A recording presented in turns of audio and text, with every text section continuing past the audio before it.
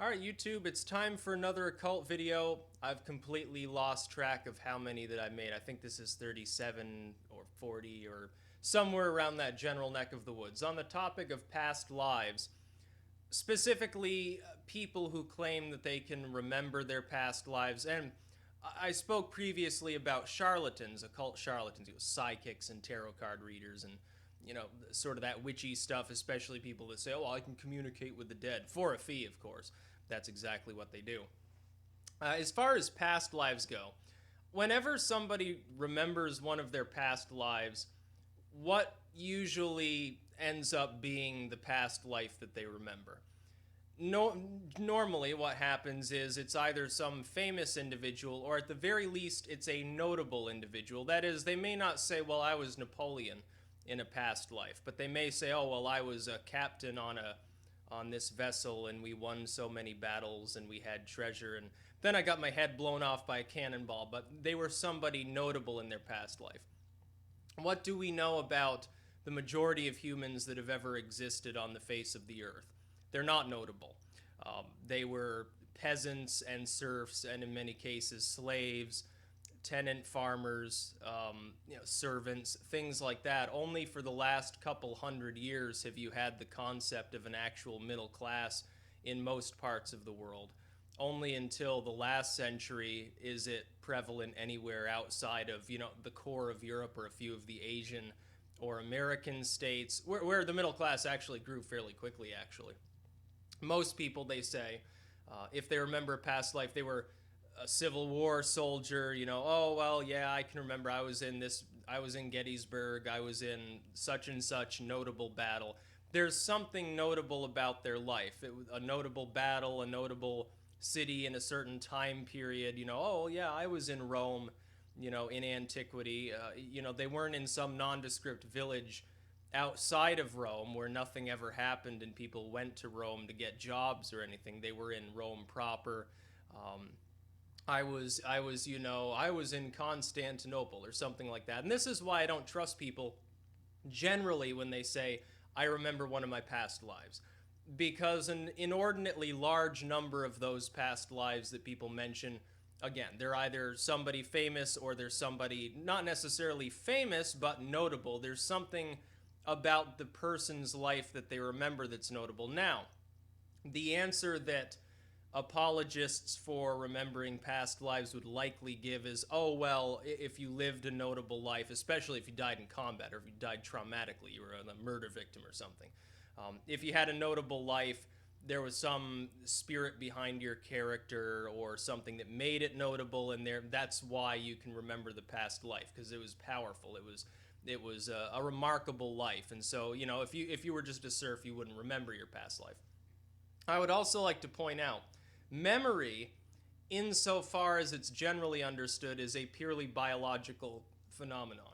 Now, I believe that we can get glimpses into other realms of reality. I'm a believer in some modern theoretical physics that go a little bit into the arcane world of occultism, as it were. I do believe in that. But as far as the memories of these individuals from their own perspective, that's biological. You're not talking about, well, I saw myself in such and such a battle and I had this weird flashing memory about it. No, they claim to experience it as though they were back in their old body. They're saying from their own sort of first person biological perspective. That's problematic for me because that doesn't appear to be how these sort of, if you're delving into quantum physics and multiverse and all of these other things and string theory, that's not how it should appear. You wouldn't be interpreting it that way. You'd be interpreting it as though it were sort of a detached or even emotional, not even necessarily a visual memory so much as an emotional memory. You wouldn't be witnessing it from the first person perspective as far as I can understand it. Maybe yes, occasionally, but nobody ever reports anything else. I find that suspect as well. So when people say, oh, I remember my past lives, then I'd say, oh, well, so you remember being a serf or a peasant or, a foot soldier that got, stabbed by some Greek hoplite over and over. because really that's the majority of lives that you would have lived would be in that form. Also, why does nobody ever come forth and say my past life I was an alien or something? It begs the question, are you claiming that there's no life out there or that you can only reincarnate within species? What about, the Eastern philosophies talking about, oh, well, you can sort of be an animal in one life and then a human the next. Maybe you fall short and then you go back to being an animal again or something, or you were a demon. Why are all of these questions there? I think nobody yet has really answered these questions in a satisfactory manner to make me believe that people are actually capable of remembering any of their past lives. I don't believe in it. I believe that if reincarnation exists, there's no biological basis for remembering one of your past lives. There's no sort of theoretical basis upon which you would remember it in the first person, and there's definitely no reason specifically that I can think of that most of your past lives would be, well, I was, I go back, oh, I fought in World War I, and I fought in World War II and died at the Battle of the Bulge, and before that I died in World War I, and before that I lived through the Civil War, and then I was, I was an admiral or something like that. Before that I was, I was a British soldier and stuff. A lot of people, they say, well, I was a soldier, or there's something specifically notable about them. If they're not naming a famous person, well, I am the reincarnation of Teddy Roosevelt, then they're mentioning somebody for which their life was not mundane. There's something specific about it that makes it abnormally interesting. Generally battle, or some rank or position or form of wealth, or, they could say, well, I died on the Titanic. Well, this is notable. That's a notable event that a lot of people think about. Even if most of the people that died were, they were lower class passengers, they were working class, basically just one step removed from peasants, but it's still a notable event. There are people who say all the time that they remember these lives. I look at the same thing in the context of people saying, well, I died and I saw heaven, I saw, the astral plane, I saw hell, or something like that. It's the same thing. There's no real reason that a person would be seeing these things. They're not even, are you claiming that the physical body is ending up in these locations? Because none of these dogmas actually relate to that whatsoever. It's the same thing. You've got to understand the difference between spiritual and biological principles, which people so often conflate. They take the sensory arrays of the body, the vision, the sight, the smell, the hearing, things like that, and they try to apply it to this sort of spiritual, otherworldly realm in the same manner that they do their past lives, because they're saying, well, my mind now, which is a completely different physical entity, sometimes centuries removed from this other life I claim to be experiencing, is somehow remembering that past life. I don't believe that. I think that that's fraud. I think that the people that are claiming this fall into several broad categories. Those that just want attention, they intend to write a book about it or go on the news or something. They want their 15 minutes of fame. They're hoaxsters and hucksters. That's one group. Another, and I would hope larger group, are people who think that they remember a past life. They have some sort of vivid vision of something like this, and they feel as though they themselves had lived it. Now, this may be a hallucination, this may be some sort of mental fantasy, or it may be a recurrent dream or something, and I don't claim that these things necessarily don't have something to do with the spiritual or even occult realm, strictly speaking. I just choose to believe that they're not witnessing what you would think of as a past life that they themselves, the ego that is the self, had witnessed former during some prior reincarnation.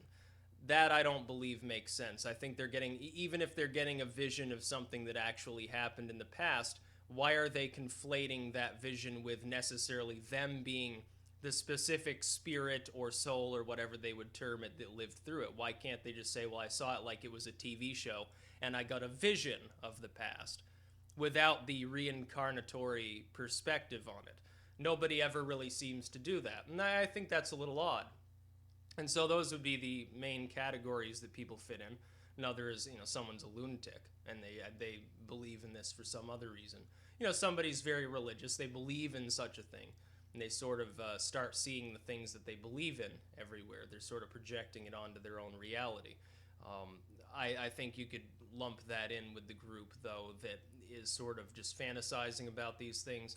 But there you go. Now, those are my thoughts. I've been asked several times, not just on YouTube, by the way. I've been asked on ICQ, on Facebook, everywhere, what I think of people who remember their past lives. Can it be done? Maybe. I suppose you could dream up some method by which this would work. But the experience that most people report of having of this phenomenon doesn't make sense in a biological context. It doesn't necessarily make sense in an occult context. And it certainly doesn't make sense in the context of the types of theoretical physics generally alluded to when people are talking about something like that being actually possible. So for that reason, I generally reject the idea and choose to believe that people cannot remember their past lives if indeed they've had any. Because again, nobody's proven that reincarnation occurs. I believe that it's an ongoing process. I do believe that. But there's no proof for it.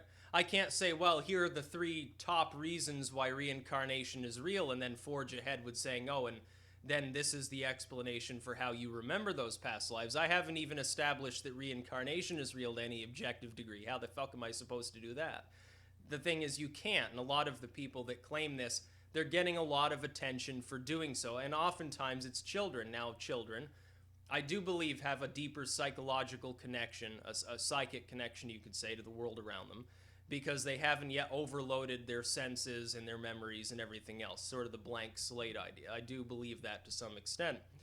But, you know, couldn't their parents have goaded them on to do this occasionally, and it still be a hoax? We often want to say, well, child, therefore innocent, therefore must believe it's true.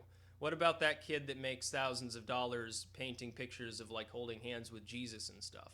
You don't think that this was a marketable idea by his parents to do this? Of course it was. The visions that he's getting aren't even from biblical dogma necessarily, strictly speaking. So clear, even the religious Christians, I don't know why they fixate on these things. A lot of the sort of modernist churches, the more zealous ones, they dwell upon this concept, and they try to use it, by the way, as an argument of why you should become a Christian. But the thing is, they haven't actually shown that what they're saying is true in the first place. So the logic does not follow that it should be taken seriously and then used as a dogmatic basis for conversion. And it's the same with any group that's saying, oh, remember your past lives for 1999.